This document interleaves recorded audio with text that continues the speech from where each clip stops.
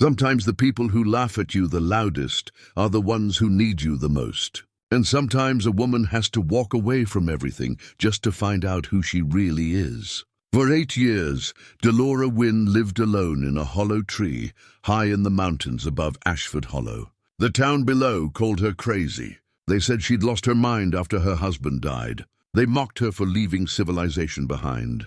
But Dellora was building something up there in the silence, something beautiful that nobody expected. When wildfires came and smoke filled the valley, those same people climbed that mountain trail looking for help. What they found inside that ancient tree changed everything they thought they knew. What could make a whole town sorry for judging someone? Before we jump back in, tell us where you're tuning in from. And if this story touches you, make sure you're subscribed, because tomorrow I've saved something extra special for you. 8 years before the fire that would change everything, Dellora Wynn sat in the front pew of Ashford Hollow Baptist Church, listening to Reverend Palmer eulogize a man nobody truly knew. James Wynn had been her husband for 23 years, and even she would admit he'd been a quiet soul, the kind of man who spoke more with his hands than his voice, whose entire philosophy of life could be read in the careful joints of a handmade cabinet or the smooth finish of a sanded table leg. A pillar of the community, the Reverend was saying, which made Dellora want to laugh, except that laughing at your husband's funeral was the sort of thing that got you talked about in a town like Ashford Hollow. James had been many things, but a pillar wasn't one of them. He'd been a carpenter who preferred his workshop to church socials, a man who'd read philosophy books while eating his lunch, who'd married Dellora when she was 27 and he was 32, and who'd never once pressured her about children when it became clear they weren't. Coming, the marriage quilt lay, folded on her lap, the one they'd started together. 5 years ago, during a particularly cold winter, James had laughed at himself, his large carpenter's hands struggling with the delicate needle, but he'd persisted because Dellora had wanted to make something together that wasn't just functional. Half finished, it would remain that way now. Some things weren't meant to be completed. She was 50 years old, and everyone expected her to crumble. The town gathered at her house afterward, as was customary. Her sister-in-law, Faye, orchestrated everything with military precision, casseroles appearing on the counter, coffee brewing in industrial quantities, every surface cleaned and organized as if tidiness could somehow bandage grief. Faye meant well. She always meant well, which somehow made her harder to bear. "You'll come stay with us, of course," Faye said, cornering Dellora in her own kitchen. "At least until you figure out what's next. Dale and I have that spare room, and you shouldn't be alone at a time like this." Dellora looked at her sister-in-law, James's older sister, a woman who'd never understood why her brother married someone so peculiar. Faye had 3 children, a husband who managed the hardware store, and a life so thoroughly planned that spontaneity would require a committee meeting. "I appreciate the offer," Dellora said carefully, "but I'll be staying here." "Here?" Faye's voice rose half an octave. "Dell, this house is too big for one person, and the memories are mine to keep," Dellora finished. "I'll be fine, Faye." But fine wasn't what anyone expected from her. Fine wasn't what the town would accept. Ashford Hollow was the kind of place where widows had a prescribed path. Move in with family, join every church committee, become a grandmother figure to the community. Remarriage was possible, even encouraged, as long as you waited a respectable interval and chose someone appropriate. Dellora did none of these things. She kept James's workshop exactly as he'd left it. She continued her routine of morning walks, though now they stretched longer, climbing higher into the foothills that surrounded the valley. She declined invitations to join the ladies' auxiliary, the church choir, and Faye's weekly bridge games. She started wearing James's old work shirts around the house because they were comfortable and still smelled faintly of sawdust and the linseed oil he used to finish wood. The gossip started within weeks. "She's not handling it well." Pauline Drummond confided to customers at her general store, the hub of all Ashford Hollow information exchange. Pauline was 65, had owned the store for 30 years, and considered herself the town's unofficial historian and social barometer. "My sister lost her husband too, you know, and she had the sense to move in with her daughter. But Dellora always was strange. That word followed Dellora like a shadow through her marriage, and now amplified in her widowhood. Strange because she'd worked as a freelance illustrator instead of taking a proper job. Strange because she and James never had children. Strange because she preferred hiking alone to attending church potlucks. Strange because she read books about philosophy and Native American history and once spent an entire summer photographing old barns. The truth was simpler. Dellora had always felt slightly out of step with the world around her, as if she were living in a key that didn't quite match everyone else's melody. James had understood that. He'd lived in his own quiet key, and together they'd created a harmony that didn't require explanation. Without him, the dissonance grew louder. 6 months after the funeral, Dellora took one of her long walks and found herself higher up the mountain than she'd ever ventured. The trail was old, barely maintained, marked only by occasional cairns that suggested someone had walked this path before, though perhaps not recently. The air thinned and cooled. Pine gave way to oak and ash. Her legs burned from the climb, but the physical exertion felt good, clean and honest in a way that social obligations never had. That's when she found the tree. It stood in a small clearing where the mountain leveled into a natural terrace. Ancient beyond reckoning, its trunk was easily 20 feet in diameter, its branches spreading like cathedral arches overhead. The bark was deeply furrowed, grey and brown with patches of moss on the northern side. But what stopped Dellora in her tracks was the opening, a natural hollow at the base, easily large enough to walk through, leading into darkness. She approached slowly, the way you might approach something sacred or dangerous or both. The opening was smooth, worn by time and weather, into an almost architectural arch. She ducked inside and found herself standing in what could only be described as a room. Light filtered through gaps in the wood high above, creating a dim but navigable space. The interior was hollow but not empty. The heartwood had formed chambers and passages, natural alcoves that seemed designed for habitation. Dellora stood in the center of that ancient space and felt something shift inside her chest. It wasn't happiness exactly, or peace, but recognition, as if some part of her had been searching for this place without knowing it existed. She visited the tree every day after that. Her neighbor, Ona Redfeather, was the first to notice the change in Dellora's routine. Ona was 78, Cherokee on her mother's side, and had lived in the cabin adjacent to Dellora's for longer than anyone could remember.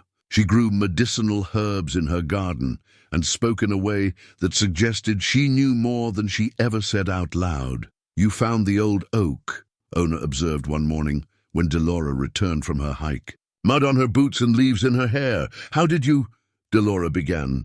"It finds people when they need finding," Ona said, cutting herbs with quick, precise movements. "My grandmother told me stories about that tree, said it was a threshold place, where one world touches another. The old people used it for healing ceremonies, back before the land was taken." "It's just a tree," Dellora said. But even as she spoke the words, she knew they weren't quite true. Ona smiled. The kind of smile that suggests you're being humored. "If you say so. But if you decide it's more than that, you be respectful. Old things have their own ways." Dellora didn't tell anyone else about the tree. Not Faye, who called weekly to check on her. Not Pauline Drummond, who always asked pointed questions when Dellora came into the store. Certainly not Mayor Vernon Cross, who'd recently started paying her uncomfortable attention at church, a widower himself, apparently considering her a suitable prospect for companionship. The tree became her secret, her refuge, her project. She started spending entire days there, bringing supplies up the mountain trail, a Coleman lantern, a sleeping bag, water containers. James's old toolbox, still organized exactly as he'd left it, made the journey strapped to her backpack. She swept out debris, studied the interior's natural architecture, and began to imagine what could be done with such a space. The marriage quilt came with her on one of those trips. She spread it across the earthen floor of the tree's main chamber and sat on it, running her fingers over the stitches they'd made together, his clumsy but earnest, hers more practiced but no less loving. The quilt represented their interrupted life, all the things they'd planned but never finished. "I'm leaving it behind," she told the empty tree, or perhaps told James's memory, or perhaps told whatever spirit owner claimed inhabited old places. Not forgetting, just leaving behind. The decision to move to the mountain permanently came gradually, like dawn rather than a light switch. By the time Dellora recognized it for what it was, the choice had already made itself. She was 50 years old, childless, widowed, and weary of living according to other people's expectations. The house in town felt empty in a way the hollow tree never did. The social obligations of Ashford Hollow felt like a coat that didn't fit, while the mountain air felt like breathing for the first time. She started sorting her possessions. Most of the furniture would go to Faye. Let her sell it or use it as she saw fit. The house itself could be rented out. The income would cover property taxes and leave her a small stipend. James's tools would come with her. Her books, her art supplies, clothes enough for mountain weather, and very little else. When she finally told Faye her plans, the reaction was predictable. "You're doing what?" Faye's voice could have shattered crystal. They sat in Dellora's kitchen, soon to be someone else's kitchen, drinking coffee neither of them wanted. "Dell, that's not grief talking. That's a complete break with reality. You can't live on a mountain alone. You're 50 years old." "Exactly," Dellora said calmly. "Old enough to know my own mind? What will people think? I honestly don't care anymore." That was the truth of it, simple and liberating. She didn't care. Not about Pauline Drummond's gossip, not about Mayor Cross's disappointed interest, not about the carefully constructed social fabric of Ashford Hollow. James's death had severed something in her, not her sanity, as people would claim, but her willingness to perform normalcy for an audience that never truly understood her anyway. Kit Breslin, the young librarian who'd recently moved to Ashford Hollow from somewhere back east, was the only person who didn't try to change Dellora's mind. Kit was 28, soft-spoken, and seemed as out of place in the small town as Dellora had always felt. She helped Dellora research property rights and mountain weather patterns, checking out books without judgment or unsolicited advice. "I think it's brave," Kit said quietly one afternoon, stamping Dellora's library books. "Choosing the life you want, instead of the one you're expected to want." Dellora studied the younger woman, seeing something familiar in her careful distance from the town's social circles. "Have you ever felt like you were living in the wrong place?" she asked. "Every day," Kit admitted. "But I haven't found where the right place is yet." "Maybe you will," Dellora said. "Mountain's always there if you need it." The final weeks in town were a blur of logistics and increasingly strained social interactions. The church ladies organized an intervention disguised as a goodbye party. Reverend Palmer showed up at her door with pamphlets about grief counseling. Even Dale, Faye's normally quiet husband, tried to talk sense into her using logic and concern. None of it changed anything. On a cool October morning, Dellora loaded her truck with the last of her supplies. The marriage quilt stayed behind, folded carefully in a box in what used to be her bedroom. Some things were meant to remain in the past. What she carried forward was James's old fedora, weathered brown felt, sweat-stained around the band, which he'd worn every day of their married life. She placed it carefully on the passenger seat. Faye stood in the driveway, arms crossed, face tight with worry and disapproval. "When you come to your senses, and you will, you know where to find us." "I know," Dellora said. "Thank you for caring, even when we disagree." She drove out of Ashford Hollow as the sun broke over the eastern ridge, James's hat beside her and the mountain ahead. In her rearview mirror, the town receded until it disappeared entirely, swallowed by distance and trees. She felt no regret, no fear, only a strange sense of rightness, as if she'd been walking toward this moment her entire life without recognizing the path beneath her feet. The hollow oak waited, patient as stone, ancient as the mountain itself. When Dellora finally stood before it again, this time with everything she owned piled around her, She placed one hand against the rough bark and felt the faint pulse of something she couldn't name. Life or memory or possibility, or all three at once. "Here we are," she said aloud, to herself, to James's memory, to whatever spirit inhabited old and sacred places. "Let's see what we can build." The town below would call her crazy within a month. Within a year, they'd be telling stories about the mountain woman who'd lost her mind to grief. But Dellora Wynn, standing at the threshold of her new life at age 50, knew something they didn't. Sometimes, the only way to find yourself is to walk away from everyone who thinks they already know who you are. She picked up James's toolbox and stepped into the hollow tree. Ready to begin, 3 months into her new life, Dellora learned that the mountain had rules of its own.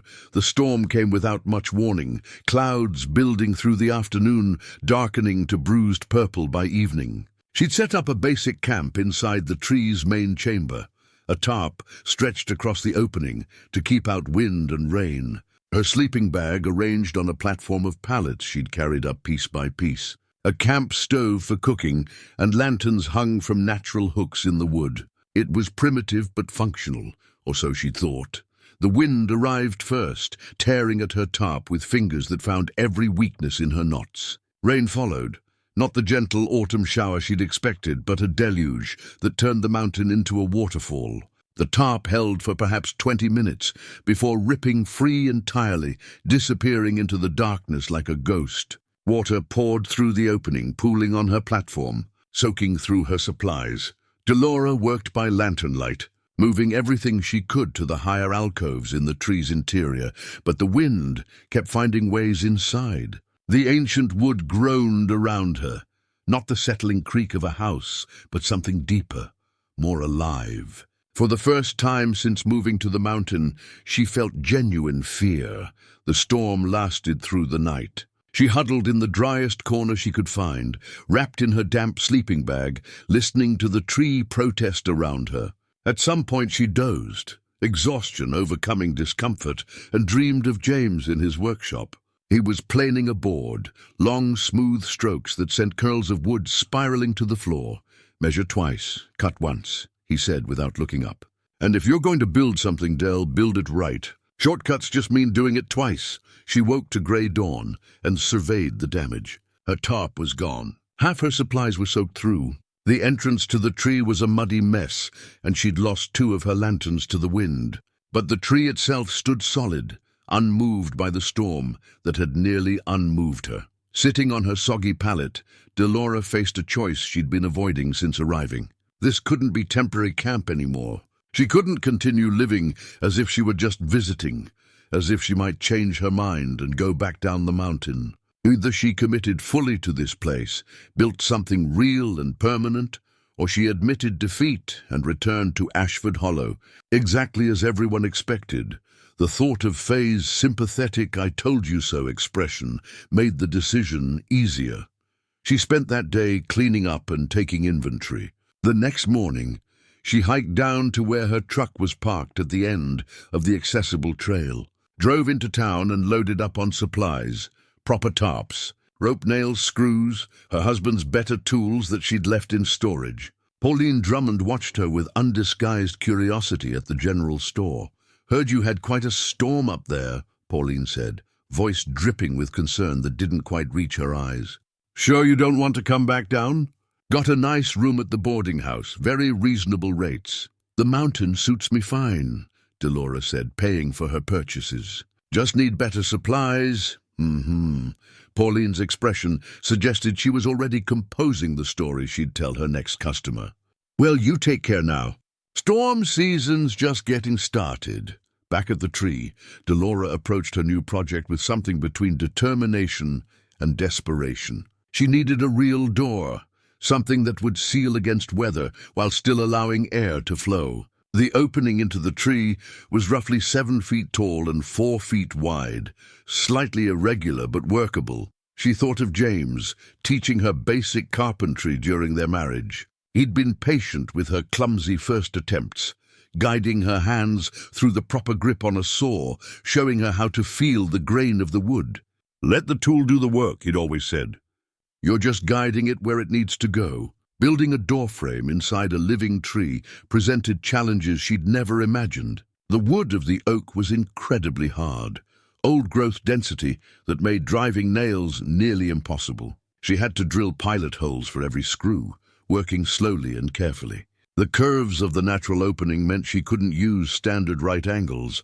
Everything had to be custom-fitted, measured and remeasured, adjusted and readjusted. It took her 4 days. On the second day, Owner Redfeather appeared at the base of the tree with a basket of food and a thermos of coffee. Dellora hadn't told her where the tree was located, but somehow the old woman had known. "Thought you might be hungry," Owner said, settling herself on a flat rock and watching Dellora work. "Building something permanent, I see. Trying to," Dellora admitted, wiping sweat from her forehead. "Though I'm starting to think the tree doesn't want to be changed." "The tree doesn't mind change," Owner said. "But old things like respect. You asking permission before you drill?" Dellora paused, screwdriver in hand. "That's not, it's just a tree." Owner's expression suggested otherwise. "My grandmother told me stories about this oak. Said it was here when the first Cherokee came to these mountains, and probably here long before that. Said it remembered things, ceremonies, prayers, births, deaths. Old things carry memory in their bones, or in their heartwood, I suppose. You want to make it your home. You need to treat it like it's alive, because it is. What do you want me to do? Ask the tree for permission out loud?" "Wouldn't hurt," Owner said. "But mostly I'm saying work with it, not against it. Feel where it wants you to build. Let it guide you." After Owner left, Dellora stood in the center of the hollow space and felt ridiculous. But she was alone on a mountain. Talking to a tree couldn't make her situation any stranger than it already was. "All right," she said aloud. "I need to live here. I need to make this permanent.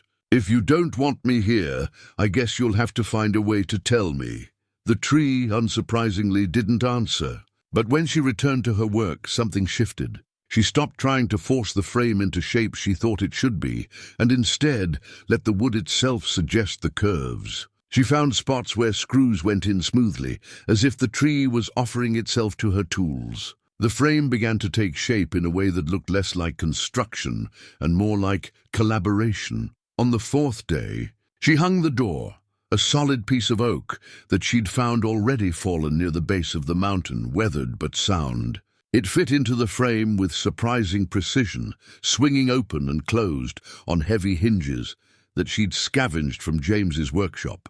When she stepped back to examine her work, she felt a surge of emotion that caught her off guard. The door was beautiful, not in a refined or polished way, but in a way that spoke to function and permanence. The frame seemed to grow from the tree itself, seamless where the new wood met the ancient. She'd carved a simple latch that could be worked from either side, and the whole assembly moved with a solid, satisfying weight. She ran her hand along the doorframe, feeling the smooth wood under her palm. In that moment she noticed something strange. Where her fingers touched the frame, where the new wood joined the old, there was no visible seam. It was as if the tree had accepted her addition, grown around it, made it part of itself. "Thank you," she whispered, not feeling ridiculous at all this time. That night, with her new door secured against the cold mountain air, Dellora slept better than she had since James died. The tree felt different around her, less like a shelter she'd claimed, and more like a home she'd been invited to keep. The wind still blew outside, and somewhere in the distance she could hear the calls of owls hunting. But inside the hollow oak she was warm and dry and safe. More importantly, she understood now what she'd committed to. This wasn't just about escaping Ashford Hollow or avoiding her sister-in-law's concerned interventions. This was about building something new from the ruins of her old life. It was about learning to work with what existed rather than forcing what she thought should be. It was about listening to the land, to the tree, to the quiet voice inside herself that she'd ignored for too many years. As she drifted towards sleep, she thought of James in his workshop, the patient way he'd approached every project. "Measure twice, cut once. Build it right. Work with the grain, not against it. I'm learning," she told his memory. "Slower than you'd probably like, but I'm learning." The tree settled around her with a sound that might have been wind or might have been something else entirely. Contentment, perhaps, or approval. Dellora Wynn, 50 years old and alone on a mountain, closed her eyes and smiled. She was done running from the life she was supposed to want. Now she could start building the life she actually needed. Outside, the first snow of the season began to fall, soft and silent, blanketing the mountain in white. The hollow oak stood as it had stood for centuries, patient and strong. Its newest resident finally settled in for the long haul. The door she'd built remained solid against the weather, a threshold between worlds, the one she'd left behind and the one she was just beginning to discover. Winter settled over the mountain with quiet authority, and Dellora learned to live by rhythms she'd never known existed. Dawn came late and left early. Snow fell in silence, piling against her door until she had to carve a path each morning just to step outside. The cold was honest and clean, demanding attention to survival in a way that left no room for grief or regret. 6 months into mountain life, she'd established routines that felt as natural as breathing. Wake before dawn, light the small wood stove she'd installed in a corner alcove, vented carefully through a gap in the tree's upper reaches. Boil water for coffee using snow she'd collected the day before. Sit in silence and watch the grey light strengthen through the gaps in the wood overhead. It was during one of these quiet mornings that she discovered the water basin. She'd been exploring deeper into the tree's interior, mapping the chambers and passages with a sketch pad and pencil. The hollow oak was far more complex than she'd initially realized.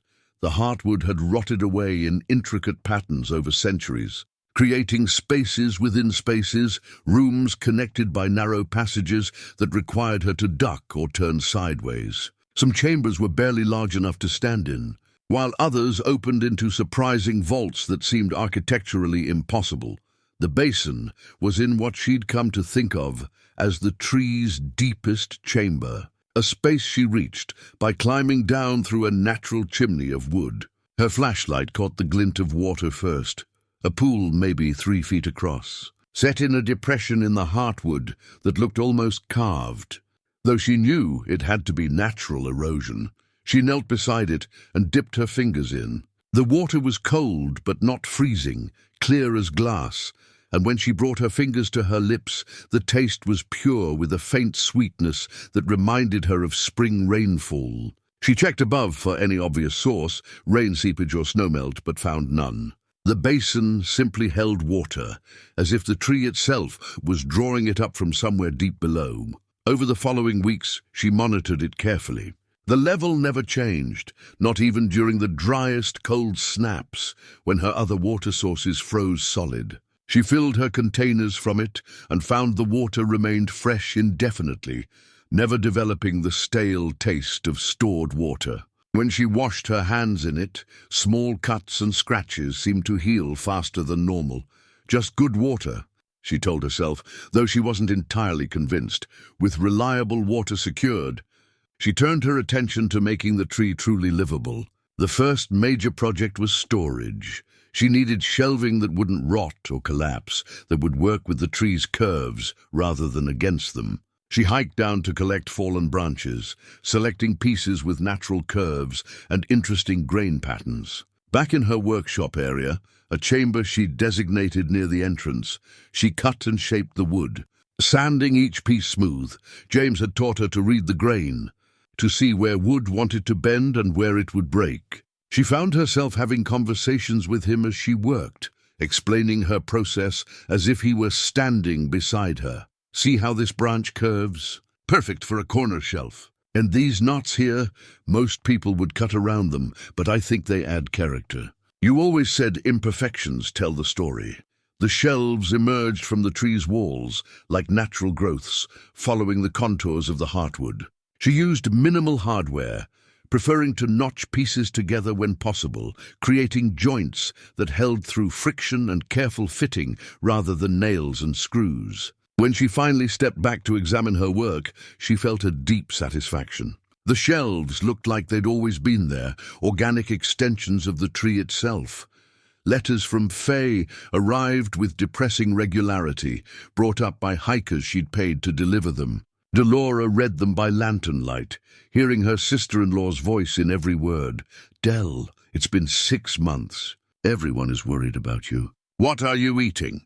How are you staying warm? Dell says the roads up there are impassable in winter. What if something happens? What if you get hurt? Please reconsider. You know there's always a place for you here."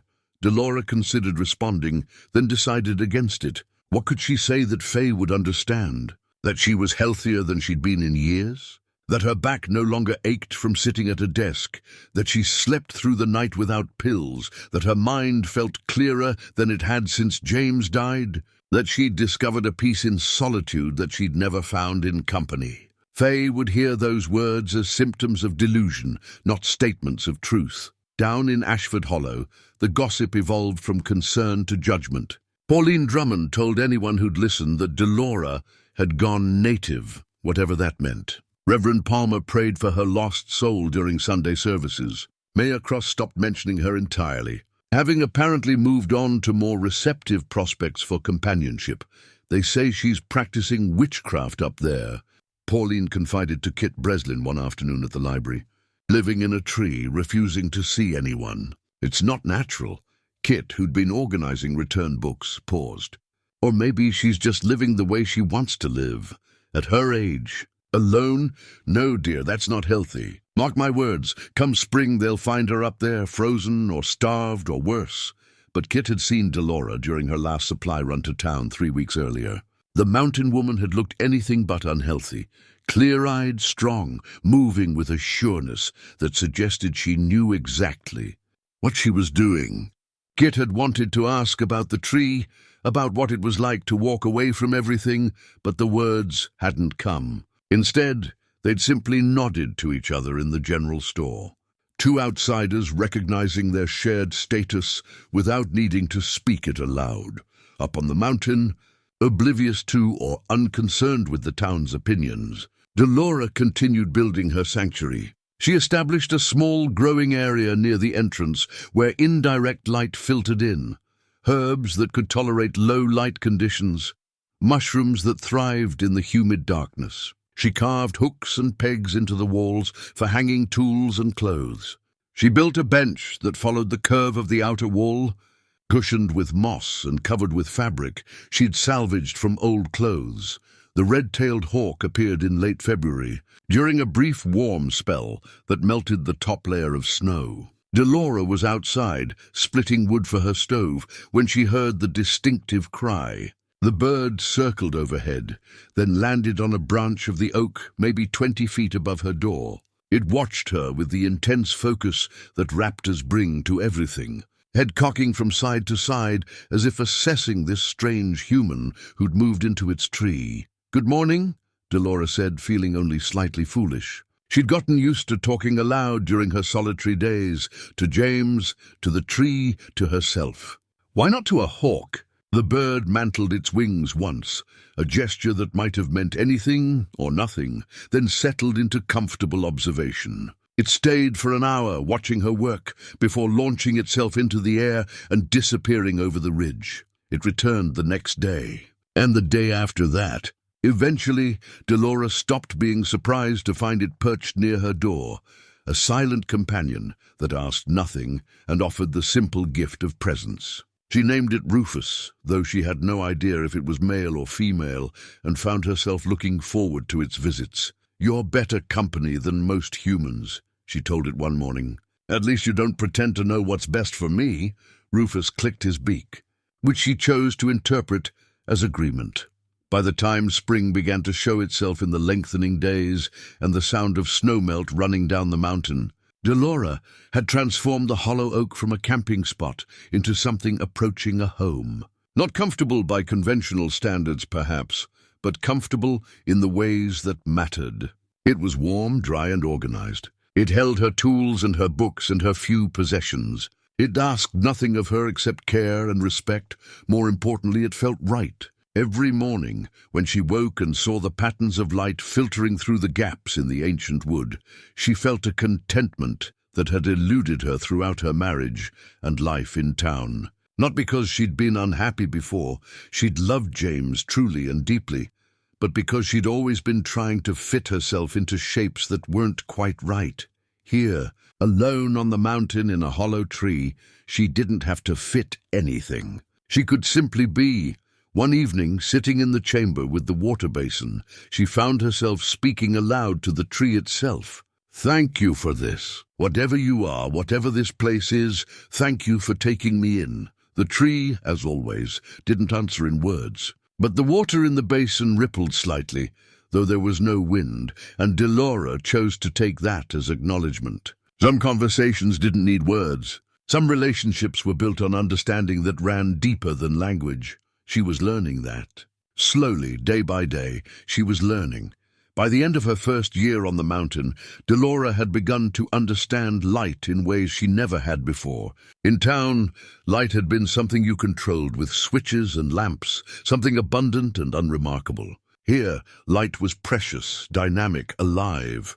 The tree's interior received illumination through various gaps and fissures in the wood, some as wide as her hand, others mere cracks that nevertheless admitted thin beams of sunlight during certain hours. She'd spent weeks observing how the light moved through these openings, noting the patterns, understanding which chambers brightened at dawn and which caught the afternoon sun. It was this observation that led to her most ambitious project yet. During one of her supply runs to town, she'd noticed quartz crystals in the creek bed where she filled her water containers. The stones were common enough in these mountains, worn smooth by water, some as small as pebbles, and others the size of her fist. She'd collected a handful without any specific plan, simply drawn to their clarity. Back in the tree, she discovered that when placed in direct sunlight, the crystals caught and refracted the light, throwing rainbows across the dark wood. More than that, they seemed to amplify the illumination, bouncing beams into corners that normally remained in shadow. The idea formed slowly, the way good ideas often do. What if she could create a system, not electrical, nothing that required power from town, but a natural network using crystals and carefully placed reflective surfaces to channel light throughout the tree's interior? She started small, embedding a piece of quartz in the wall near one of the larger gaps where morning sun entered. The crystal caught the light and threw it deeper into the chamber, illuminating a space that had previously required a lantern. Encouraged, she began experimenting with angles and placements, learning through trial and error how to position the stones for maximum effect. The work was painstaking. Each crystal had to be carefully secured, and she found that certain types of wood took and held the stones better than others. She carved shallow depressions in the heartwood, fitted the crystals, and used a mixture of pine resin and beeswax to seal them in place. Some attempts failed. The resin didn't hold, or the angle was wrong, or the crystal was too small to make a difference. But gradually, over weeks and then months, a system emerged. She supplemented the crystals with polished wood, pieces she'd sanded to a mirror-like finish that could bounce light around corners. These she positioned strategically, creating a cascade effect where light from one crystal would hit a polished surface, which would reflect to another crystal, which would illuminate a chamber that had no direct access to outside light. The transformation was remarkable. Chambers that had been perpetually dark now glowed with soft, diffused illumination. The main living space became luminous during daylight hours, lit by a complex dance of natural and refracted light that changed throughout the day. At certain times, when the sun hit at just the right angle, the entire interior seemed to shimmer with an almost ethereal quality. Dellora stood in the center of what she'd come to think of as the heart chamber, the largest space in the tree, and watched light dance across the ancient wood. The effect was beautiful in a way that moved beyond mere aesthetics into something spiritual. The tree felt alive with light, breathing it in through the gaps and exhaling it through the crystals.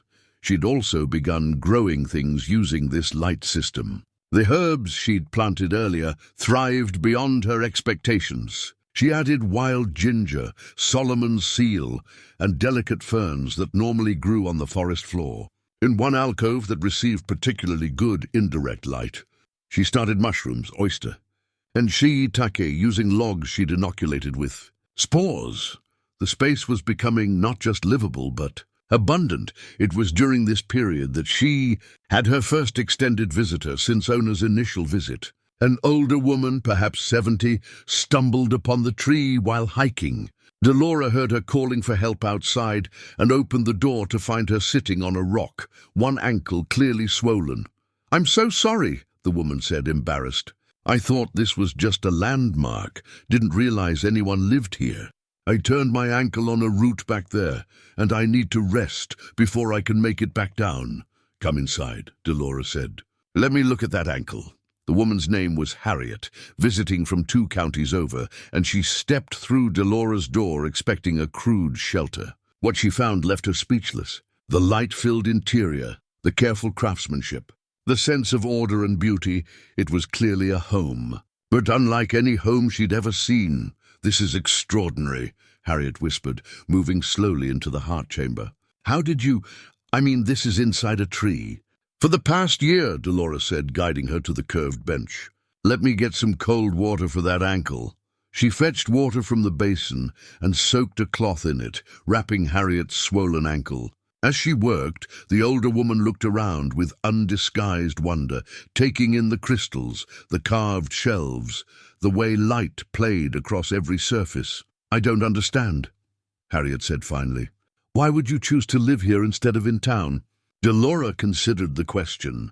"Because here I can be who I actually am, instead of who everyone expects me to be." They sat together for nearly 3 hours while Harriet's ankle settled. The older woman asked questions about James, about the decision to leave town, about how Dellora survived the winter. But mostly, she just sat in silence, tears running down her face without explanation or apology. "I lost my husband 2 years ago," Harriet said eventually. "Everyone told me I needed to move on, stay busy, keep myself occupied. But sometimes I just want to sit and feel sad, you know. Sometimes I want to remember without someone telling me it's time to make new memories." "I know," Dellora said softly. When Harriet finally left, limping but mobile, she turned at the door and looked back at the luminous interior. "Thank you. Not just for the ankle, for showing me that there are other ways to grieve." After she left, Dellora sat in the heart chamber and thought about what had happened. The space had affected Harriet in a way that transcended practical shelter. Something about the tree, about the light, about the careful intentionality of what she'd created.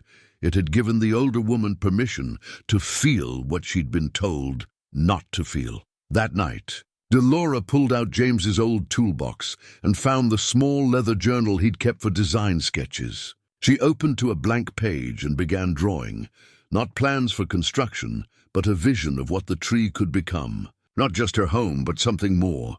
A sanctuary, a refuge, a place where people could come when the world asked too much of them.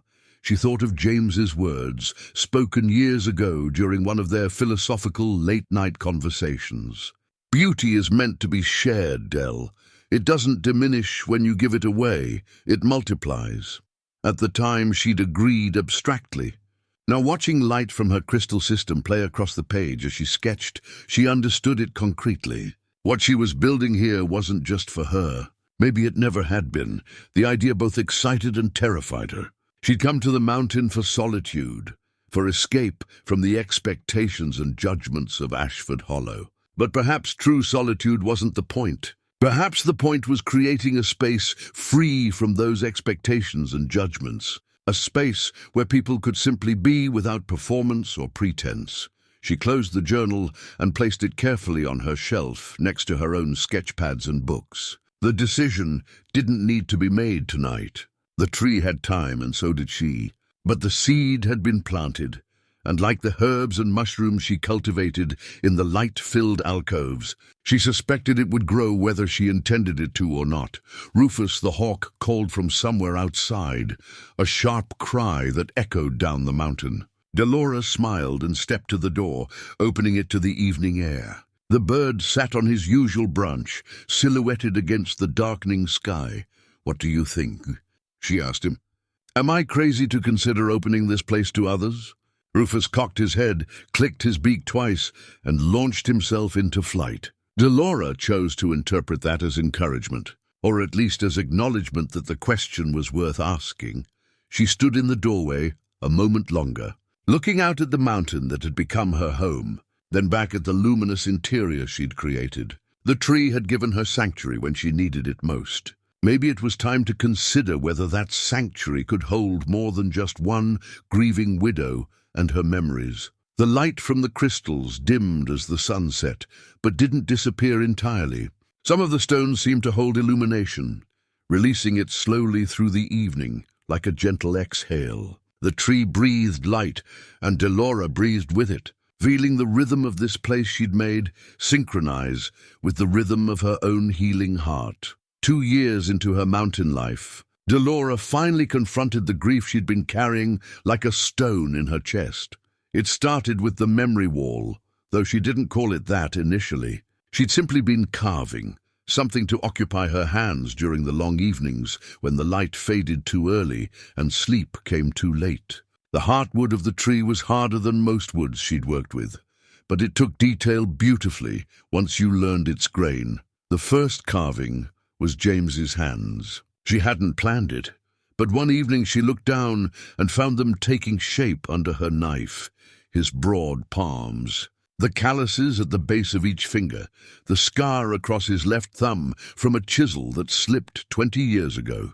She'd held those hands countless times, memorized their shape without meaning to, and now they emerged from the wood as if they'd always been there, waiting for her to find them. Once started, she couldn't stop. She carved their kitchen table, the one James had built before their wedding. She carved the view from their bedroom window, the oak tree in the backyard, though not this oak, a smaller one that held a tire swing they'd hung for neighborhood children. She carved James's favorite coffee mug, chipped on the rim from that time she'd dropped it, but which he'd refused to replace. She carved the marriage quilt in such detail that you could almost count the individual stitches. The carvings spread across one entire wall of the heart chamber, covering perhaps 8 feet of the tree's interior.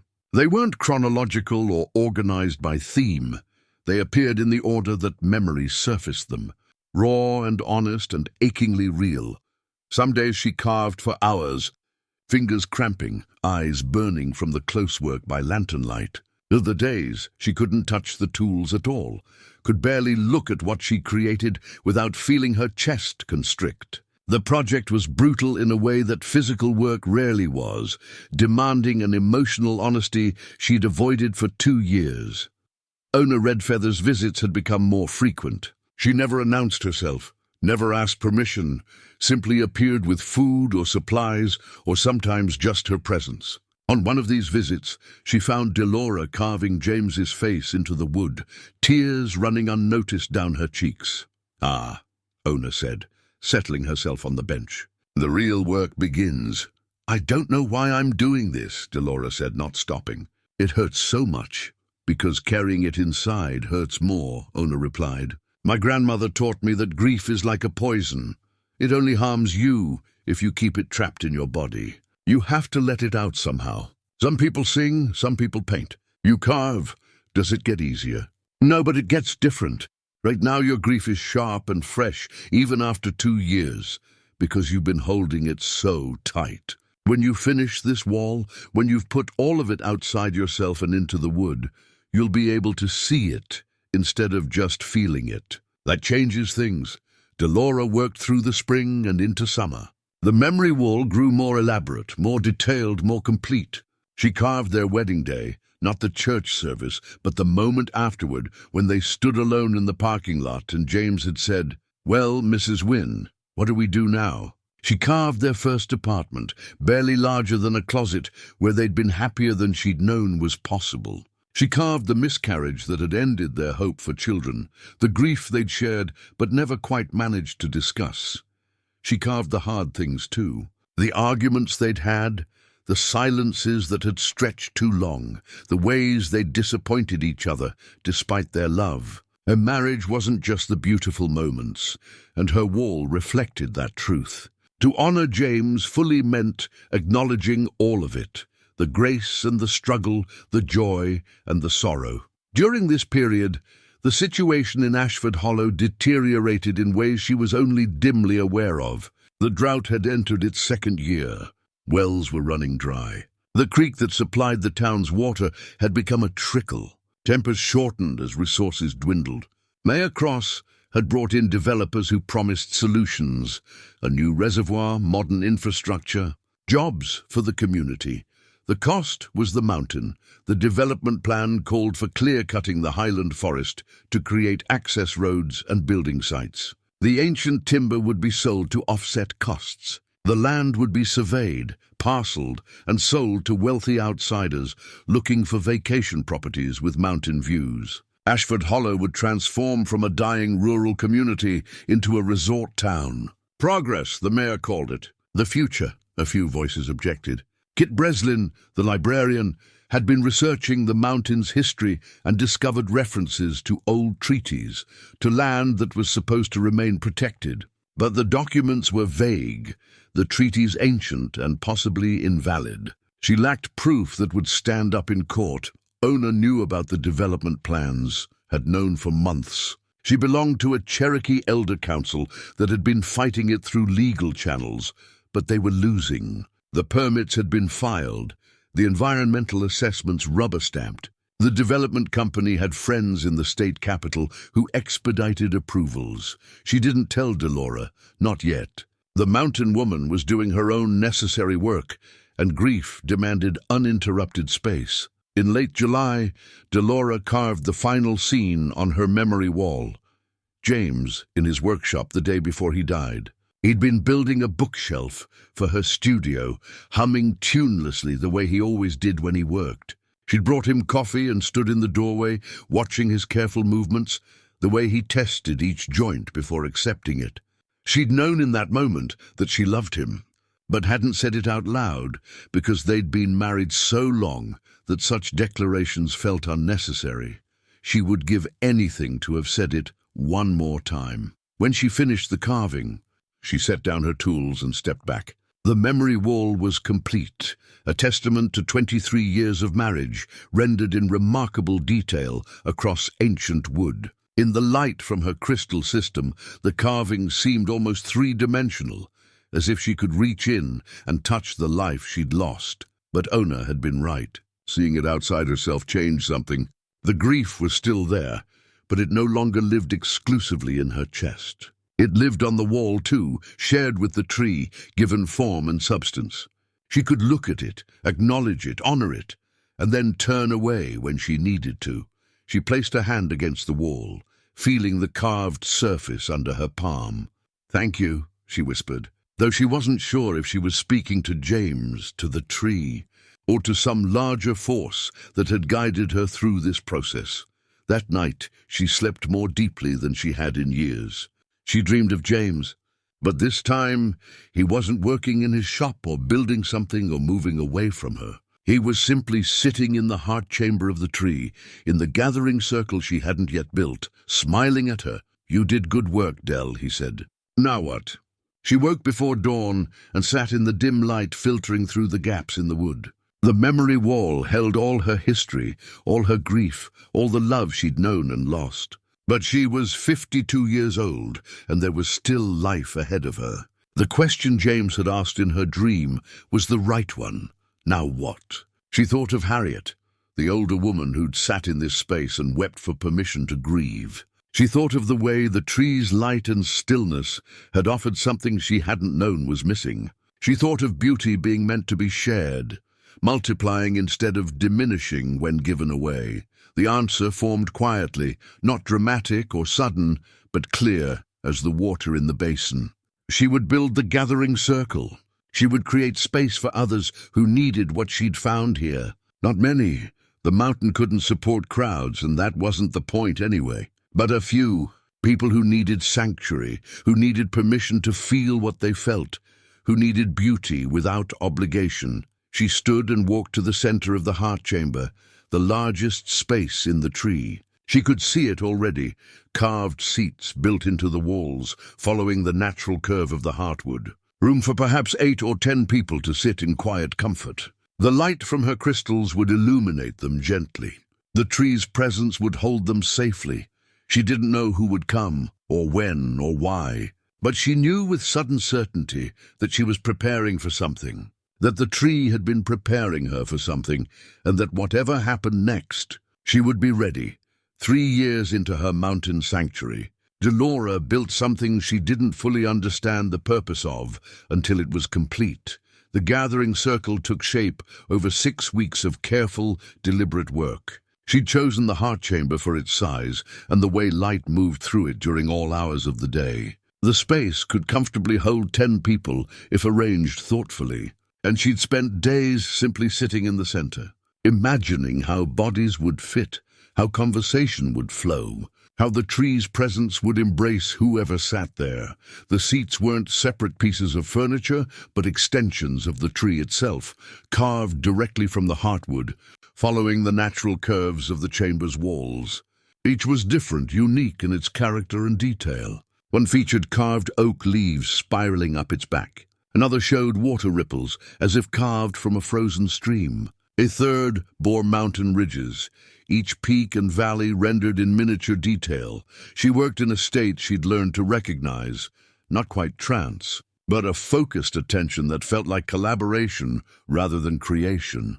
Her hands knew where to carve, when to stop, how deep to go. The wood seemed to guide the knife, revealing patterns that had been waiting inside it for centuries.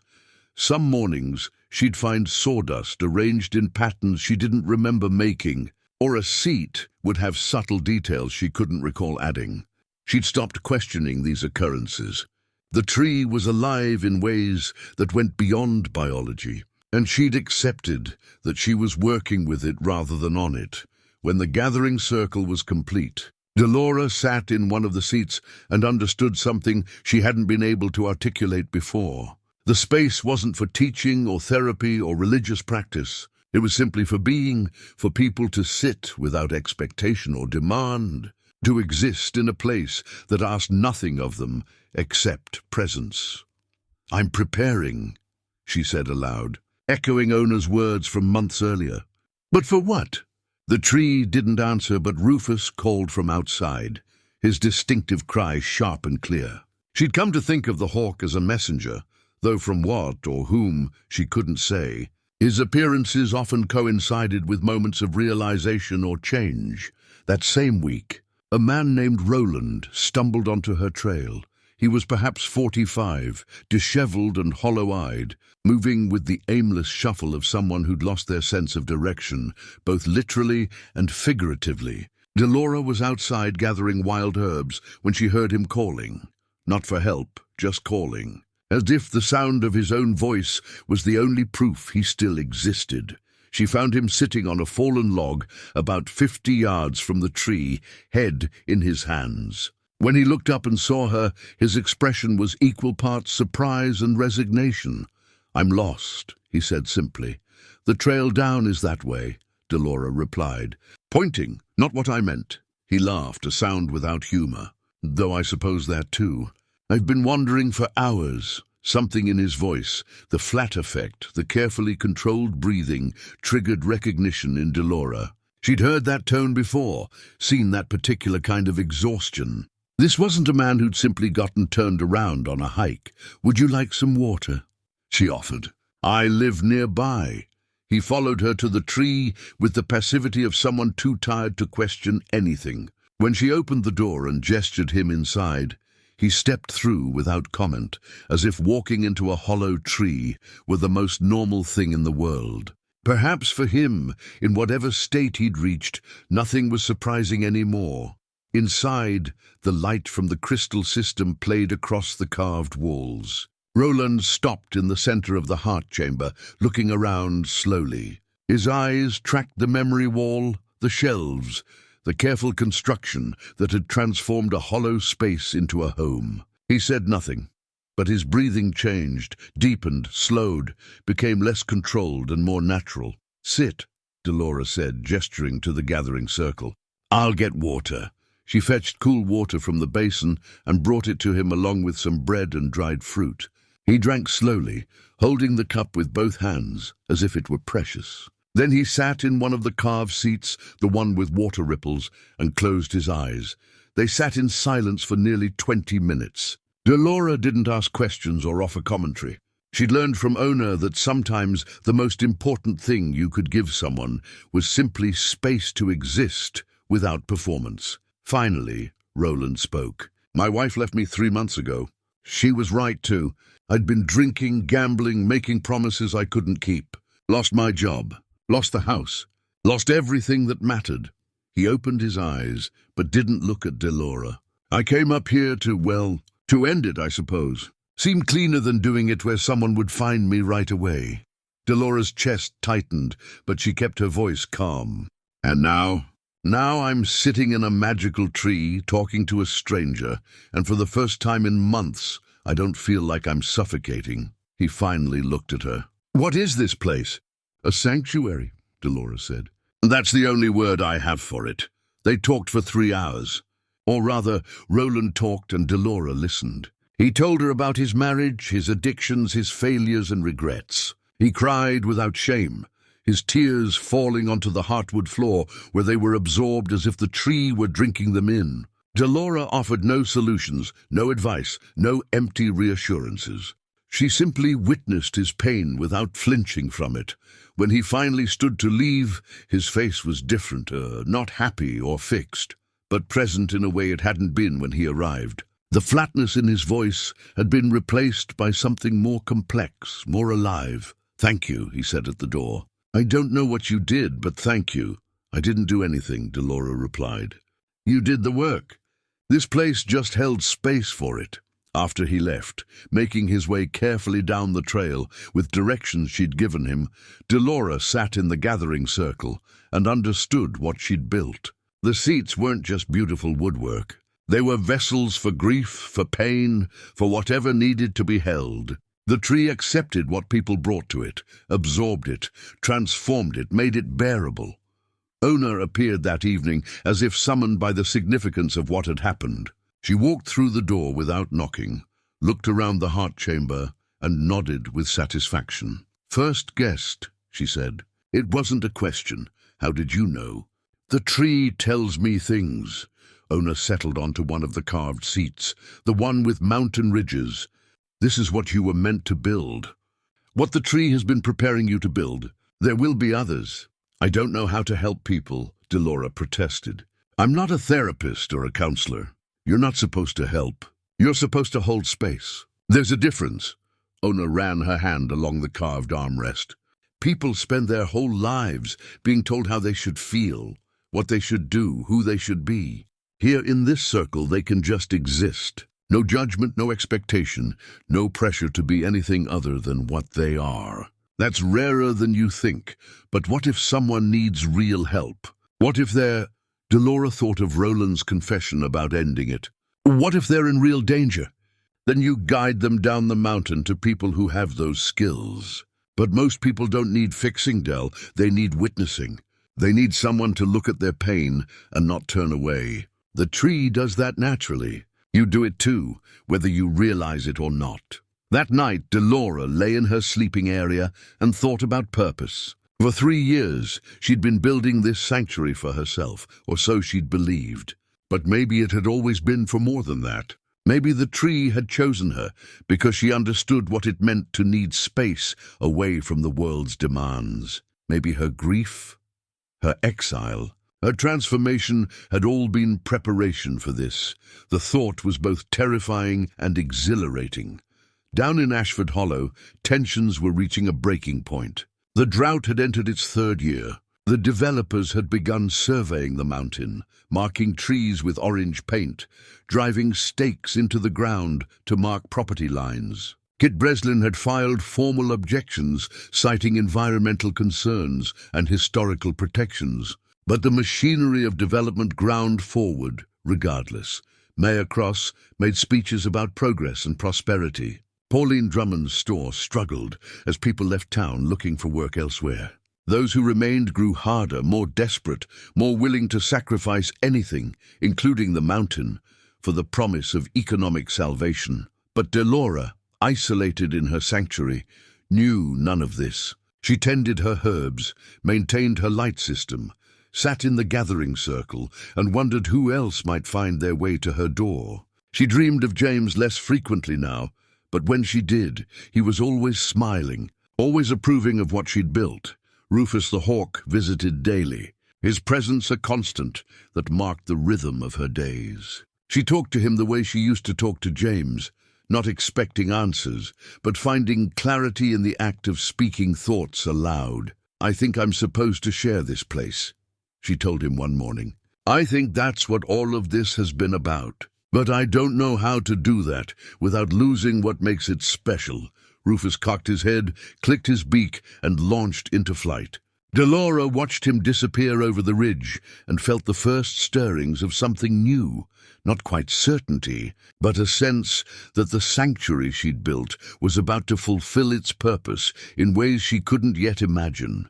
The tree around her seemed to hum with agreement, a vibration so subtle she might have imagined it, or might not have. She'd stopped being certain where imagination ended and reality began in this place between worlds. This threshold that Ona's grandmother had recognized centuries ago, all she knew for certain was that she was ready. Whatever came next, whoever found their way to her door, she would hold space for them the way the tree had held space for her. That was the only purpose she needed. 4 years into her mountain life, Dellora discovered that her sanctuary was about to burn. It started with the marks on the trees, black scorch patterns on the bark of pines and oaks at the perimeter of the highland forest. She'd been hiking her usual circuit, checking the trails and gathering herbs when she noticed them. At first, she assumed they were from lightning strikes, common enough during summer storms. But the patterns were too regular, too deliberate, appearing at roughly 50-yard intervals around the base of the mountain. She followed them for hours, mapping their placement, and realized with growing unease that they formed a perimeter, a carefully planned boundary that enclosed the entire highland section where her tree stood. The marks were fresh, made within the last week, and they weren't natural. Someone had been up here. Someone had marked these trees for a reason. Back at her sanctuary, she examined the piece of bark she'd pried loose from one of the marked trees. The burn pattern went deep into the wood, and when she held it to the light, she could see that the charring formed lines, vectors, almost like a map showing how fire would travel from tree to tree once ignited. Her stomach dropped as understanding crystallized. This wasn't a map of where fire had been. It was a map of where fire was meant to go. The next morning, she found the surveyor stakes, orange plastic markers driven into the ground, each tagged with numbers and coordinates. They ran in lines through the forest, marking boundaries, dividing the land into parcels. She pulled one up and found a metal tag stamped with Ashford Highland Development, Phase 1 Development. The word felt like a punch. She'd been so isolated, so focused on her sanctuary, that she hadn't paid attention to what was happening below. But now, following the stakes, she began to piece together the plan. The mountain was being carved up, sold off, transformed, and the quickest way to clear land for development was fire, controlled burns that could be blamed on drought conditions, that would eliminate the need for expensive clear-cutting. The burn marks weren't just marks. They were acceleration points, places where fire would be deliberately started to ensure it spread according to plan. Her tree, the ancient hollow oak, sat directly in the path of the planned burn zone. Dellora spent 2 days searching for more evidence, hiking every trail she knew and several she didn't. She found more stakes, more markers, and eventually, hidden under a tarp near an old logging road, she found containers of accelerant, chemicals that would make the fire burn hotter and faster than any natural wildfire. Someone was planning to burn the mountain deliberately. Soon, she carried one of the empty containers back to her tree and sat in the gathering circle, trying to think logically through the panic threatening to overwhelm her. She could go to the authorities, but with what proof? Surveyor stakes were legal. Even the burn marks could be explained away as preparation for a controlled burn, which might have legitimate permits. And who would believe the crazy woman who lived in a tree over the mayor and his development company? She could flee, pack what mattered and simply leave before the fire came. But the thought of abandoning her sanctuary, the space she'd built over 4 years, the home the tree had given her, felt impossible. This wasn't just a place she lived. It was part of her now, as essential as breathing. On the 3rd day, Ona appeared. The old woman climbed the trail more slowly than usual, leaning heavily on a walking stick Dellora had never seen her use before. Her face was grave. "You found the markers," Ona said. "Not a question. You knew." Dellora felt a flash of anger. "You knew they were planning this and didn't tell me?" "I've known for weeks. The Elder Council has been fighting it through legal channels, but we're losing. The permits were approved. The burn is scheduled for the week of August 10th. Dellora looked at the calendar she kept scratched into a piece of wood. Today was July 28th. Less than 2 weeks. "They're going to destroy everything," she said. "The forest, the tree, all of it." "They're going to try," Ona corrected. "But I didn't say it was hopeless." She settled onto one of the carved seats with a sigh that spoke of age and weariness. "My grandmother told me about this tree. Said it had survived fires before. Said its heartwood had properties that resisted burning. She said the tree protected those who protected it." "That's just legend," Dellora said. Though even as she spoke, she remembered the unusual properties she'd noticed. The way water collected in the basin without source. The way the wood seemed to respond to her touch. The sense of presence that went beyond normal biology. Maybe, maybe not. "But I know this. The tree is fire-resistant in ways normal trees aren't. The heartwood is incredibly dense, almost petrified. And those chambers inside, they act like natural fire breaks, sections isolated from each other. You've noticed how the wood stays cool even in summer heat?" Dellora had noticed. The interior remained comfortable even during the hottest days, as if the tree regulated its own temperature. Even if the tree survives, what about the forest around it? What about the animals, the plants, everything else? She thought of Rufus, her hawk companion. What about people down in the valley if the fire jumps containment? That's the real question, isn't it? Ona leaned forward. "The development company plans to start the burn on the mountain's eastern flank, let it consume the highland forest, then claim it jumped containment from natural causes. They've paid for weather reports, chosen a day when wind patterns will push the fire away from town. But weather is unpredictable. Fires don't follow plans. If conditions change, Ashford Hollow itself could burn. Someone has to warn them. Who would believe you? You're the crazy woman who lives in a tree. The mayor will say you're making up stories to stop legitimate development. And even if they believed you, the development company has too much invested. They'll just change the timeline. Be more careful. The result will be the same." Dellora stood and paced the heart chamber, her mind racing. "So what do I do?" "Just wait here and hope the tree's magic heartwood saves me while everything else burns." "No," Ona said quietly. "You prepare. You do what humans have done for thousands of years when fire threatens. You create defenses, store water, build refuges. And you trust that the tree will protect what needs protecting. That's not enough. Maybe not. But it's what you have." Ona stood, moving toward the door. "I brought you something." She returned a moment later with a leather satchel Dellora hadn't noticed her carrying. Inside were bundles of dried herbs, clay jars sealed with wax, and several leather-bound books written in a language Dellora didn't recognize. "Cherokee fire medicine," Ona explained.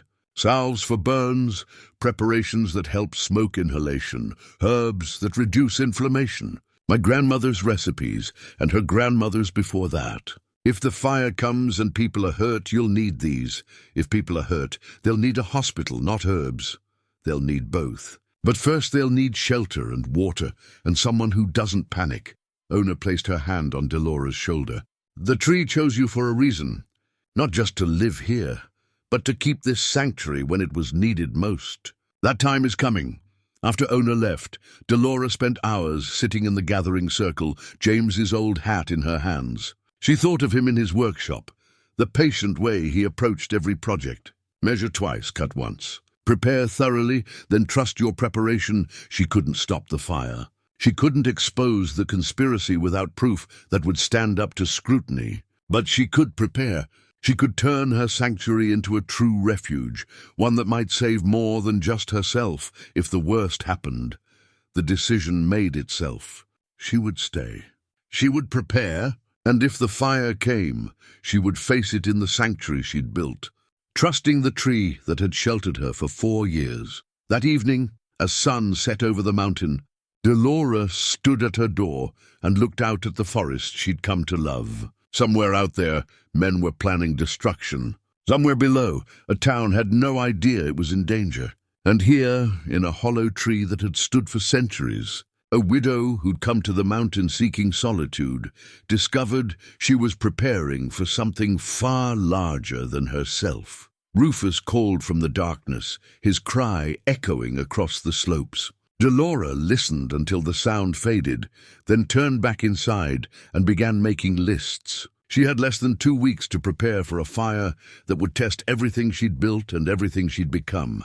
The tree around her seemed to settle, its ancient wood groaning softly as if adjusting for what was to come. Dellora placed her hand against the wall near the memory wall, feeling the carved images of her life with James under her palm. "Help me do this right," she whispered. "Help me protect what matters." The heartwood was cool and solid under her touch, unchanged by the knowledge of approaching danger. The tree had survived fires before, Ona had said. It had protected those who protected it. All Dellora could do was prepare, then trust that the sanctuary she'd built would serve its purpose when the moment came. She pulled out her tools and began to work. There was much to do, and time was running out. 2 weeks before the planned burn, Dellora transformed from sanctuary keeper to survival strategist. She started with water. The basin in the heart chamber provided a constant supply, but that wouldn't be enough if fire surrounded the tree. She needed storage, reserves, a system for fighting spot fires that might penetrate her defenses. Over 3 days, she carried up every container she could find, old milk jugs, buckets, even a salvaged rain barrel that she rolled and dragged up the mountain trail until her shoulders burned with exhaustion. She positioned containers strategically throughout the tree's chambers, filling them from the basin. The water remained fresh no matter how long it sat, another inexplicable property she'd stopped questioning. By the 4th day, she'd stored perhaps 200 gallons, not much against a wildfire, but more than nothing. Next came fire breaks. She cleared brush and dead vegetation in concentric circles around the tree, creating bare earth zones that would slow any approaching flames. The work was backbreaking, and her hands developed new calluses on top of old ones. She cut down small saplings that had grown too close to the oak, feeling guilty for the destruction, but knowing it was necessary. Ona had mentioned the tree's natural fire resistance, but Dellora wasn't content to rely on legend. She mixed clay from a stream bed with water from the basin, creating a thick paste that she applied to the exterior of the tree's base, the most vulnerable area where flames could potentially penetrate. The work took days, coating the ancient bark with protective layers that dried hard as stone in the August sun. Inside the tree, she created a stone refuge.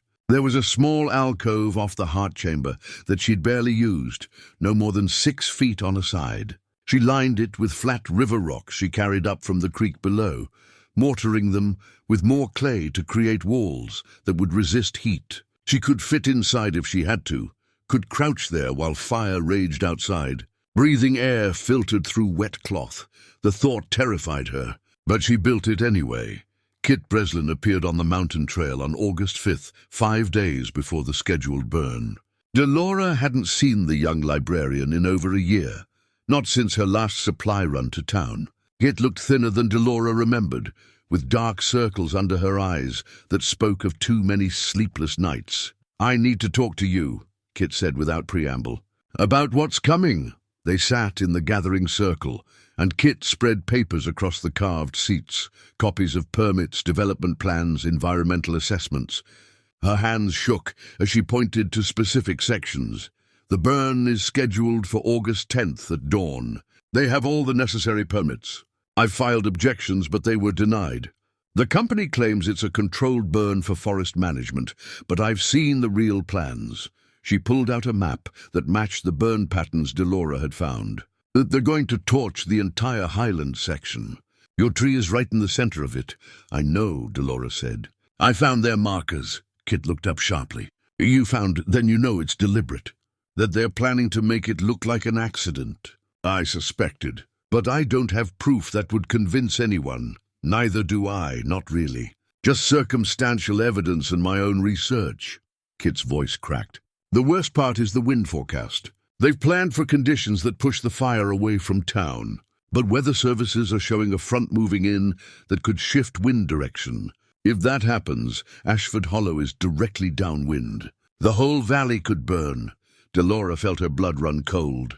Has anyone warned the town? I've tried. The mayor says I'm being alarmist, that the development company has everything under control. People don't want to hear that the economic salvation they've been promised might kill them. Kit's eyes filled with tears. I don't know what to do. I came up here because you're the only person who might believe me. They spent hours going over the details, examining the maps, discussing possibilities. Kit had discovered that the development company had connections to state officials, that permits had been fast-tracked through channels that should have required months of review. The whole operation stank of corruption, but proving it would take time they didn't have. There's one thing I can do, Kit said finally. The town has an old emergency system, a bell that used to warn of mine accidents back when this was mining country. It hasn't been used in decades, but if someone rang it, people would know something was wrong. Would they evacuate based on a bell? Maybe not immediately, but they'd pay attention. They'd start asking questions.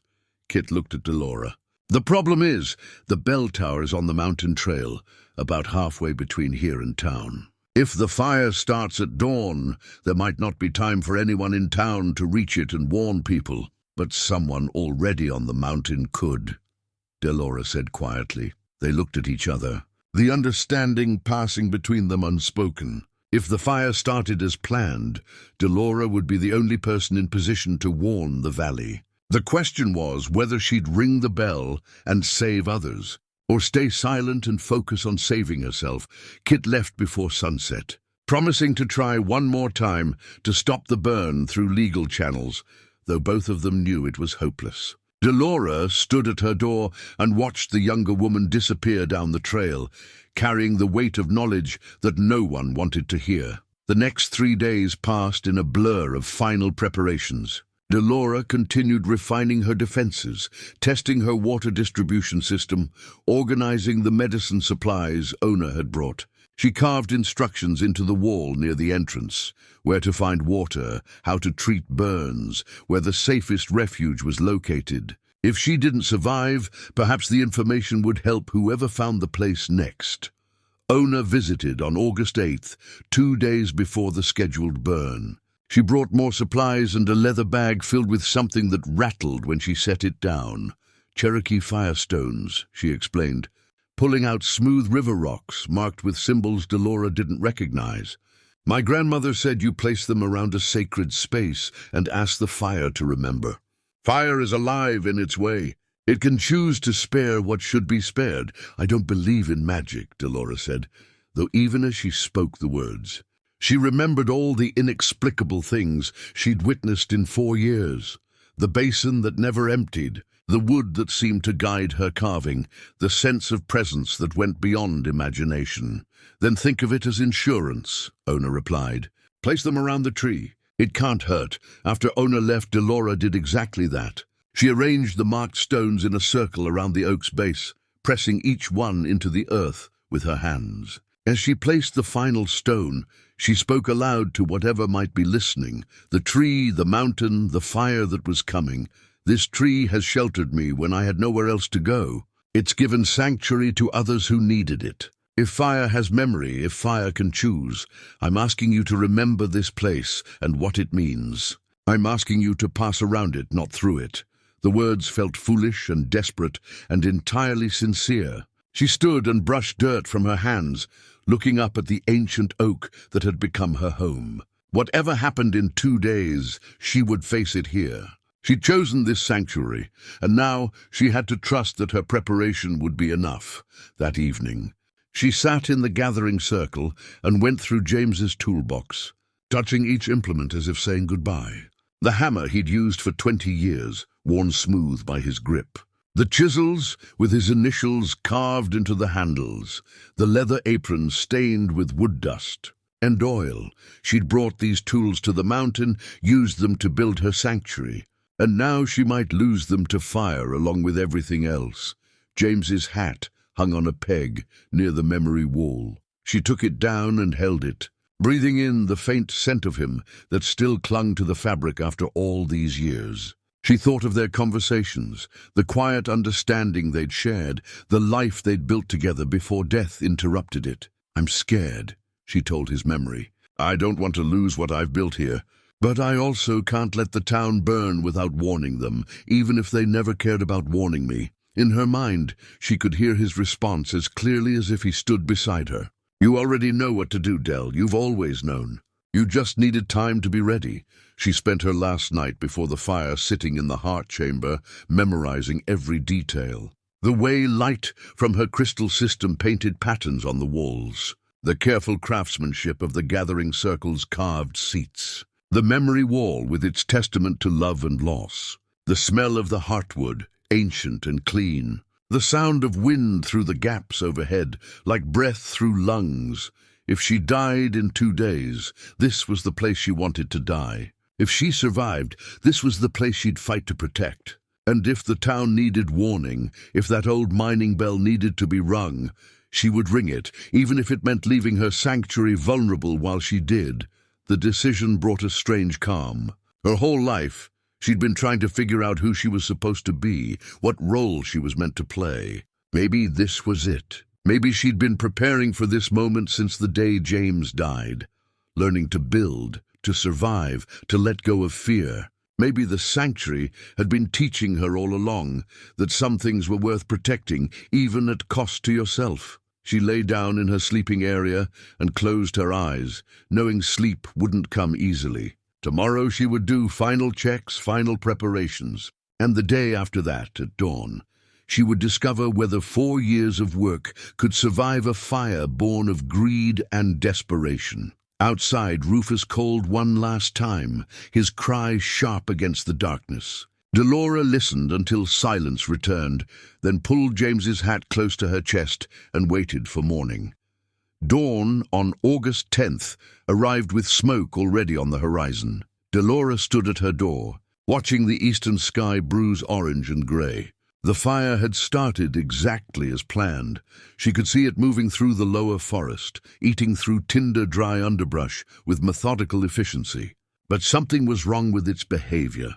The flames climbed too fast, burned too hot, jumped gaps that should have stopped them. This wasn't a controlled burn. This was deliberate acceleration.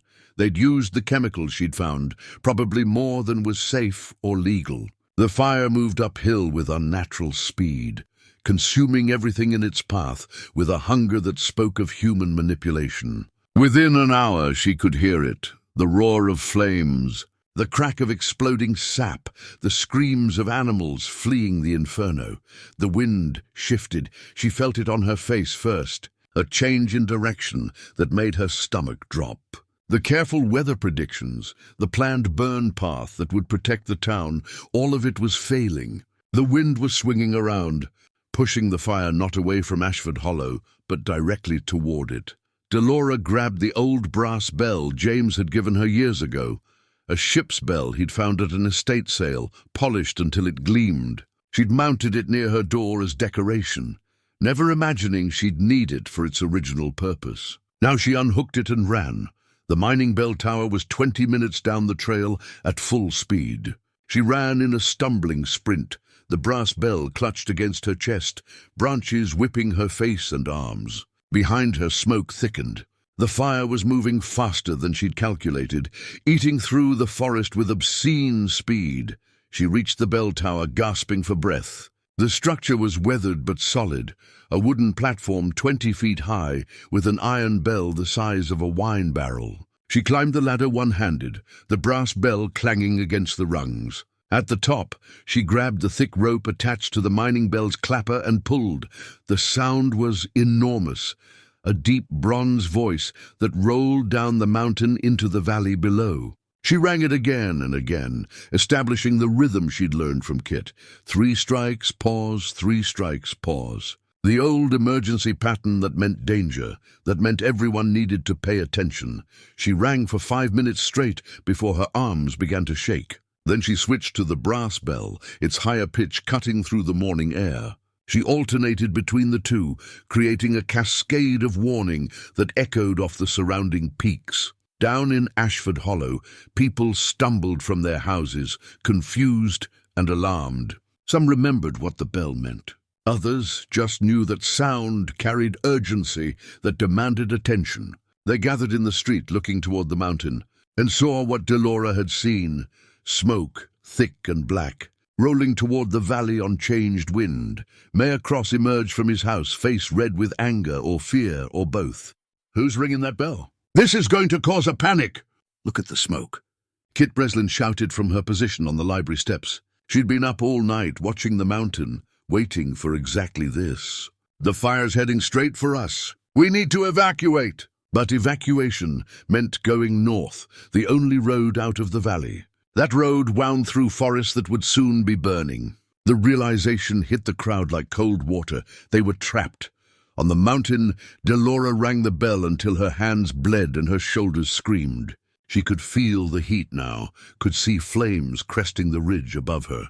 The fire was perhaps 15 minutes away from the bell tower. She had a choice: keep ringing and hope someone understood the warning, or run back to her tree while she still could.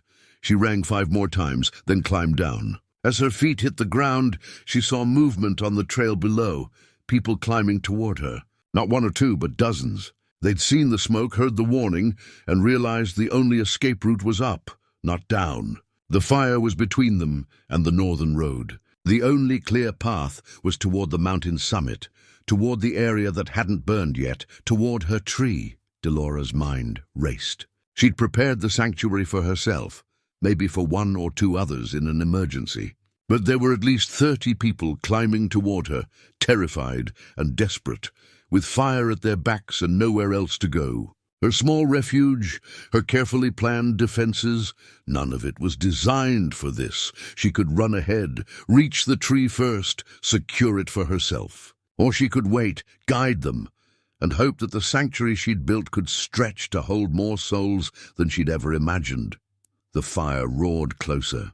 The people on the trail moved faster, some falling, others helping them up. She recognized faces even at this distance: Pauline Drummond, who'd called her crazy; the mayor himself, no longer red-faced but pale with terror; and Kit Breslin, helping an elderly couple navigate the steep trail.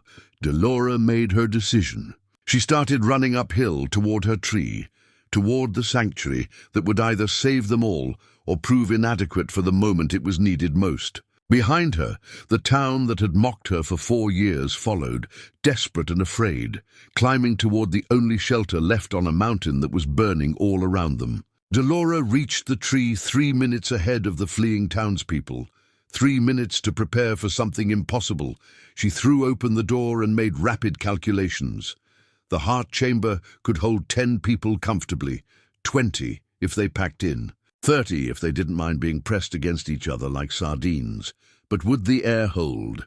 Would the tree's natural ventilation support that many breathing bodies while smoke choked the mountain outside? The first arrivals stumbled into the clearing. Kit Breslin supporting an older man who was gasping for breath, followed by 2 younger women she didn't recognize. Then more, a flood of desperate humanity seeking shelter from the inferno behind them. "Inside!" Dellora shouted. "Everyone inside, quickly!" They poured through the door with expressions of shock at what they found. This wasn't the crude shelter they'd expected from the crazy woman in the tree. This was a home, carved and crafted, lit by mysterious light even as smoke darkened the sky outside. But there was no time for wonder. Heart chamber straight back.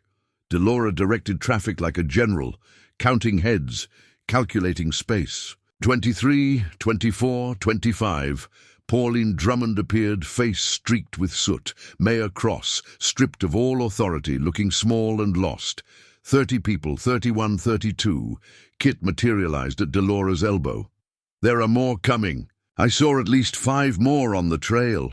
Dellora's chest tightened. The chamber was already packed, but she couldn't close the door while people were still coming. She grabbed buckets of water from her reserves. "Wet cloths! Everyone cover your nose and mouth. Kit, help me seal the ventilation gaps with wet fabric." They worked frantically while the last stragglers arrived. 37 people total, including Dellora herself, crammed into a space designed for comfortable solitude. The gathering circle seats held multiple people each. The memory wall was pressed with backs. Every inch of floor space disappeared under bodies sitting, crouching, huddling together. The fire hit the clearing outside like a physical force. Through the gaps they'd left unsealed for air, Dellora could see flames engulfing the surrounding forest. The roar was deafening. Heat pressed against the door, against the walls, testing the tree's legendary fire resistance. Someone screamed, others prayed. A child sobbed in her mother's arms. Dellora moved through the packed chamber, offering water from the basin, checking that everyone had wet cloth to breathe through. The water kept flowing no matter how much she took, filling cup after cup until everyone had drunk. "The tree's burning," Mayor Cross gasped, stating what everyone could see. "We're going to die here." "The heartwood resists fire," Dellora said with more confidence than she felt. "We're safer here than anywhere else on the mountain." Hours passed in suffocating terror.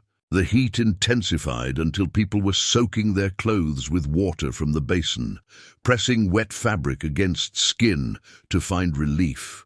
Smoke seeped through every remaining gap despite their efforts, turning the air grey and acrid. People coughed and wheezed, breathing in short, careful sips through their wet cloths. The water basin saved them.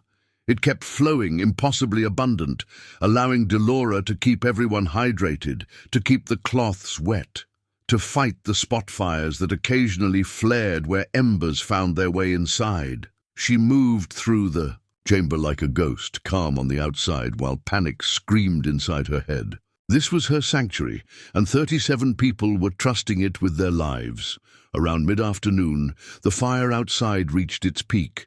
The ancient oak groaned and creaked, wood stressed beyond what seemed bearable. Part of the exterior bark caught and burned, filling the interior with smoke so thick that vision reduced to mere inches. People couldn't see each other, could only hold hands and press together, finding comfort in human contact while they waited to discover if they'd live or die. Dellora found herself next to Kit in the chaos. The young librarian's hand found hers, gripping with desperate strength. "I'm sorry," Kit whispered. "I should have stopped this, should have found a way." "You tried," Dellora replied. "You warned me, you rang the bell, you did everything you could. If we die here, we're not going to die." Dellora said it with absolute conviction she didn't feel, but that's what the moment demanded. Someone had to believe they'd survive, had to hold that certainty for everyone else who'd lost hope. The tree has held for centuries, it's not going to fail us now. As if in response, the groaning stopped. The heat, while still intense, no longer felt like it was increasing. And then, impossibly, Dellora felt something cool touch her face. She looked up toward the gaps high in the tree's crown and saw it. Water, seeping down from above, running along the interior walls, like rain. The tree was weeping, or the underground. Spring it tapped into was finding new paths to the surface. Or something beyond explanation was happening. But water ran down the ancient wood, cooling it, protecting it, giving them what they needed to survive. People noticed. Pressed against the walls, they felt the moisture and began to hope.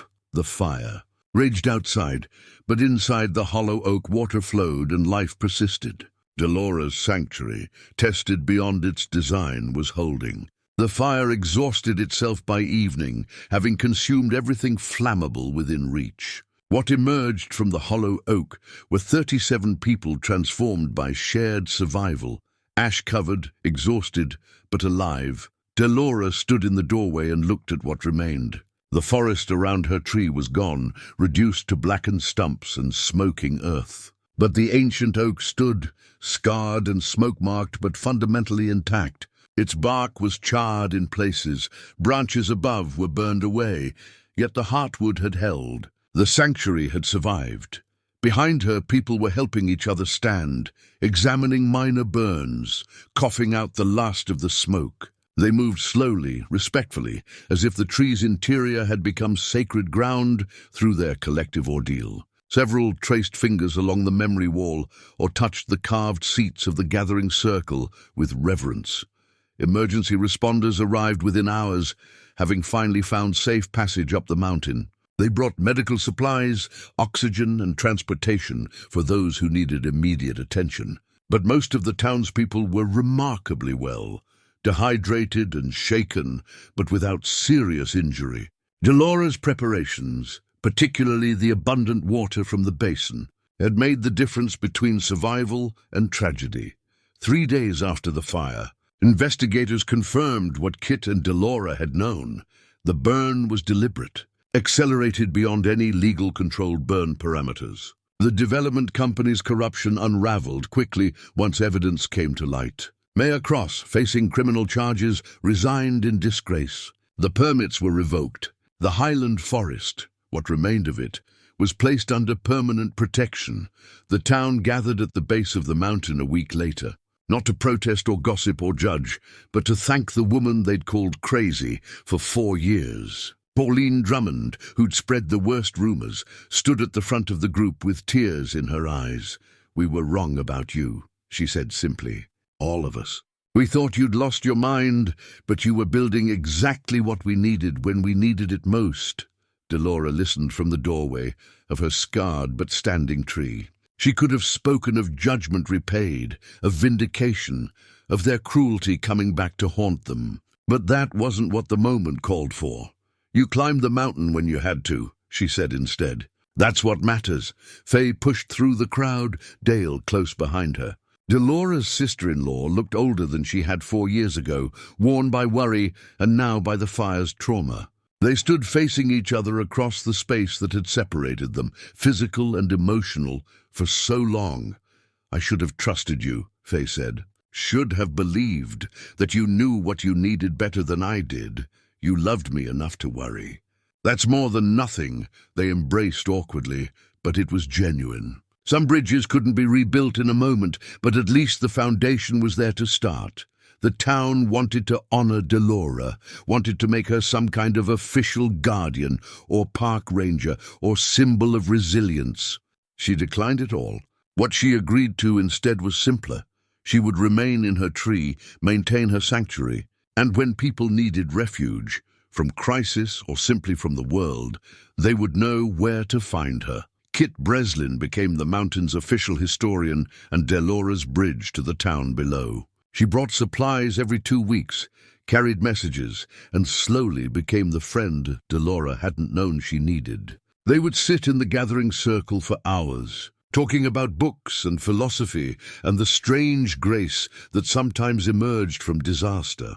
The sanctuary's medicine supplies, particularly Ona's preparations, proved remarkably effective for treating the burns and smoke inhalation people had suffered. Word spread beyond Ashford Hollow. Within months, people from other towns were making the pilgrimage to the mountain woman's tree, seeking healing for ailments both physical and emotional. Dellora never charged for her help. She offered water from the basin, seats in the gathering circle, and simple presence without judgment. Some visitors stayed for hours, others for days. She turned no one away, as long as they came with genuine need and respectful intention. 6 months after the fire, she stood in her sanctuary and marveled at how life had circled back to the beginning. She'd come to the mountain seeking solitude, seeking escape from a world that demanded she be someone she wasn't. What she'd found instead was purpose, not through performance or pretense, but through simply being willing to hold space for others' pain alongside her own. The community ledger, a new book Kit had brought her, filled steadily with names and messages. People signed after their visits, leaving notes of gratitude, or simply marking that they'd been there, had been held by the tree's strange grace. Dellora read through them sometimes by the light of her crystal system, finding strange comfort in the knowledge that her sanctuary mattered to others as much as it had mattered to her. James's hat still hung on its peg near the memory wall. She talked to it less frequently now, but when she did, the conversations felt different, less about grief and more about gratitude. She'd loved him. She'd lost him. She'd survived the loss and built something new from the ruins. He would have been proud of that, she thought. Proud that she'd learned to measure twice and cut once, to build with care and purpose, to trust in preparations while accepting what couldn't be controlled. Rufus the hawk returned 2 weeks after the fire, appearing on his usual branch as if he'd never left. Dellora laughed when she saw him, a sound of pure joy that surprised her with its intensity. "Wondered where you got to," she called up to him. The bird clicked its beak and settled into comfortable observation. Some relationships required no explanation, no justification. They simply were.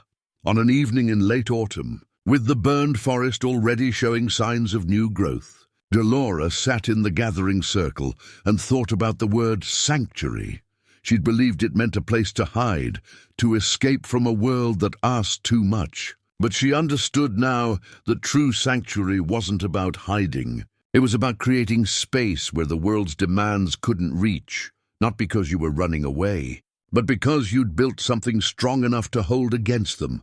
The tree around her settled with its evening sounds, wood creaking, air moving through chambers, the distant call of owls returning to reclaim territory. The ancient oak had survived fire as Ona's grandmother had promised. It had protected those who protected it, and it would stand for centuries more, offering shelter to anyone wise enough or desperate enough to seek it out. Dellora placed her hand against the wall, feeling the solid heartwood beneath her palm. She was 58 years old, widowed, childless, and living in a tree on a mountain. By every conventional measure, her life had gone off the rails. But standing in the sanctuary she'd built, surrounded by evidence of lives she'd touched and been touched by, she felt something she'd spent decades searching for without knowing it. She felt exactly where she was supposed to be. Sometimes the people who laugh at you the loudest are the ones who need you the most. And sometimes a woman has to walk away from everything just to find out who she really is. Dellora Wynn had done both, and in doing so had created something no one expected, least of all herself. The door to her sanctuary stood open, letting in the cool evening air. It would remain open always for anyone who needed what she'd found in this ancient hollow oak. Because beauty was meant to be shared. Because grief transformed could become grace. Because sanctuaries weren't just for hiding, they were for healing. For both the people who built them and the people who found them, when hope had run out. The mountains stood silent under stars, its burned slopes already dreaming of spring. And in the heart of the ancient oak, a woman who'd been called crazy for following her truth smiled and closed her eyes. At peace with everything she'd lost and everything she'd found.